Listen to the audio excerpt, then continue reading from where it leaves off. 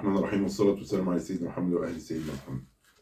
نبتدي النهارده الحلقة بتعاقد الأهلي مع الزنفولي، إنهاء رحلة فيتوريا مع المنتخب، تعاقد الاتحاد المصري مع محمد يوسف مدرب للمنتخب الوطني، وتعاقد مع علاء نبيل للاتحاد المدير الفني للاتحاد المصري. ومن أين فلوسك يا أهلي؟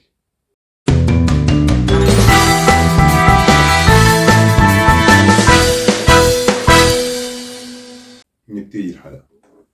هنقول النهارده مبروك للأهلي. الأهلي احنا كنا عاوزين الخطوة ديت بدري شوية، يعني بدري تيجي، مش ان شوبير وحش ومخلوف وحش، مش ان حراسة المرمى في الأهلي عليها خطر، بس احنا لما نقول لاعب اتعور مين اللي هينزل مطرحه؟ هو ده اللي احنا عاوزينه. انا لما هلعب في افريقيا مين اللي هينزل مطرحه؟ دلوقتي مفيش، هي واحدة قايمة وواحدة نايمة. احنا جبنا الزنفولي عشان الدوري المصري. طب افريقيا بطولة شرسة، لازم يبقى عندنا حارس واتنين واقفين على رجليهم. نقول الناس السوشيال ميديا بتاعت الزمالك يعني منكم لله، حسبي الله ونعم الوكيل فيكم. الاهلي ما بيعملش فيكم زي ما انتوا بتعملوا كده في الاهلي. اللي انتوا بتعملوه في الاهلي ليه؟ ايه الغل والحقد والكره اللي انتوا فيه ده؟ انتوا فشلة. الفاشل دوت ما هو هيعمل ايه طيب قصاد جمهوره؟ فبيعلق شماعته على اي حد. الفاشل هو بيعمل كده، بيقول لك ده اصل ده السبب، زي فيتوريا بالظبط. قالوا له ايه؟ قال لهم اصل الجو وحش وفيه رطوبه وحر من اسباب طلوع المنتخب. في حد يقول الكلام دوت؟ المهم احنا تعاقدنا مع الزنفولي خلاص، والزنفولي جه هيتدرب وهيلعب معانا في الدوري المصري. هيبقى المنتخب، هيبقى الاهلي بيلعب معاه الثلاث حراس بتوعه اللي هم ايه متأيدين في افريقيا، انما الزنفولي هيتأيد في الدوري المصري. نقول المنتخب انهى رحلة خلاص فيتوريا، ولازم اللي تعاقد معاه يتحاسب. هو امتى ان اللي بيغلط ما بيتحاسبش؟ يعني حازم امام غضبان، مش عاوزين ننهي يعني الراجل مفشكل الدوري، مفشكل المنتخب، وحازم امام زعلان وقاعد في بيته. احنا بنقول اللي انتخب حازم امام ده الاداري اللي انتوا انتخبتوه، واحد فاشل زعلان قاعد في بيتهم، زعلان اصله ما بيجيش الاتحاد، اصله مش موافق ان فيتوريا يمشي. ده ليه يعني؟ انت مش بأمارة ايه مش موافق؟ عشان انت اللي كتبت له العقد، عشان انت اللي لبستنا الطين. مش موافق انه يمشي، مش متنازل عن مليم من فلوسه. ليه حق، ليه حق، ليه حق ان هو يعمل كده، وليه حق ان هو يعمل ازيد من كده، لان حازم امام قطعنا خالص وحطينا على طبق لفيتوريا. اما يبقى الاهلي رفضه، انت تروح تتعاقد معاه ليه؟ انت المفروض تقول يا اهلي انت رفضته ده ليه؟ هيقول لك 1 2 3 4.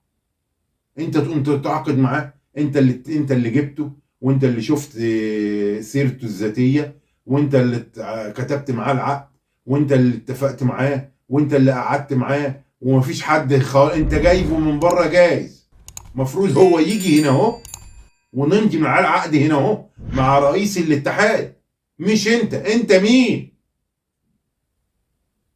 وبعدين بترفض ان الاهلي، بترفض ان حد يحاسبك، وزعلان من الناس ان هي بتحاسبك وتقول لك انت السبب.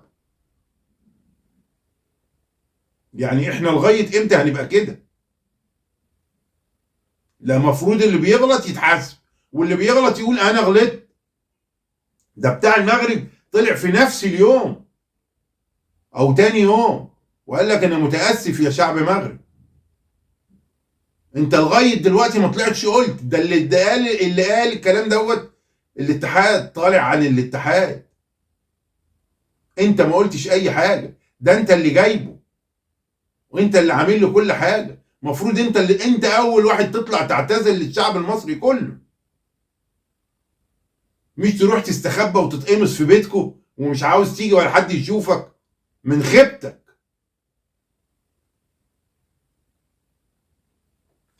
نقول الاتحاد المصري تعاقد مع محمد يوسف. محمد يوسف لو غلطت برضك هنحاسبك، انت اهلاوي واحنا اهلاويه، بس لو غلطت هنحاسبك، لو غلطت هنقول لك، لو تستاهل ان انت تمشي تستاهل ان انت تمشي. يعني ما تفتكرش زي الاهلي ما كنا بنعاملك بالظبط،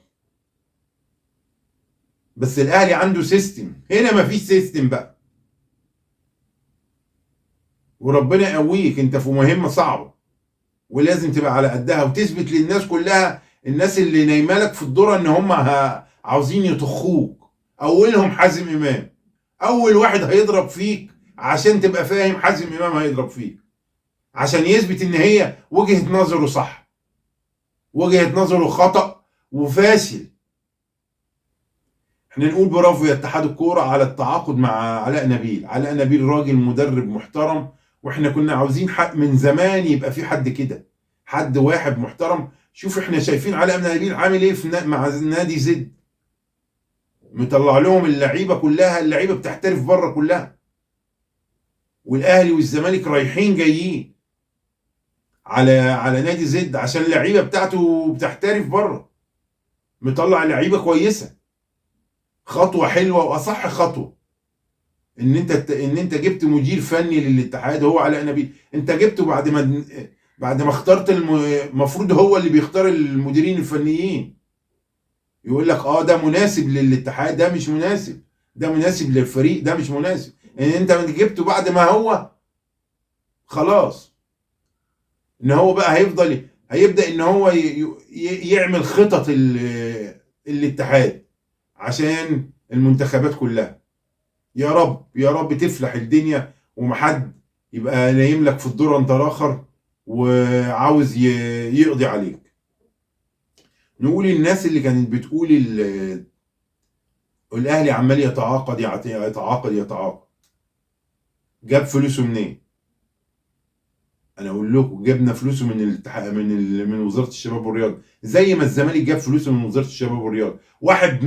واحد مديون بمليار جنيه، دفع المديونيه اللي عليه ازاي للاتحاد الدولي وللعيبه اللي عاملين واقفين القيد عنده، وجاب 10 لعيبه منين؟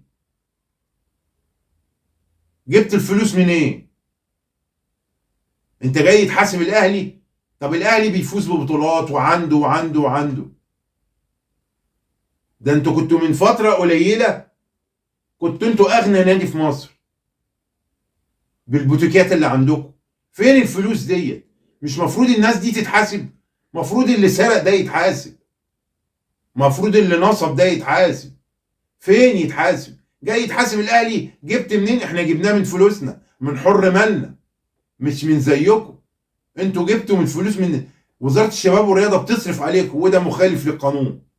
وزاره الشباب والرياضه ما تصرفش عليك لان انت راجل غني، انت اغنى نادي في مصر.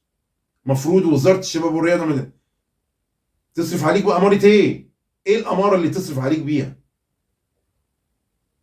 احنا عاوزين الناس تبطل وما تقولش فلوسك من إيه؟ احنا ناس بقينا بنصرف، احنا عقود الرعاية بتاعتنا تخلينا نصرف كده، فوزنا بالبطولات يخلينا نصرف كده.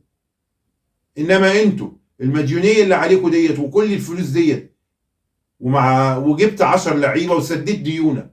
سددت ديونك منين؟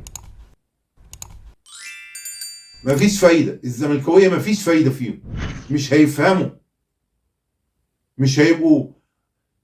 يعني اقف حاسب نفسك بالضمير. هو مفيش ضمير خالص. مش عاوزين نطول في الموضوع دوت، ونقول ايه بالراحة على النادي الاهلي. النادي الاهلي اكله من ايده، نادي الزمالك اكله مش من ايده. والسلام عليكم ورحمة الله وبركاته.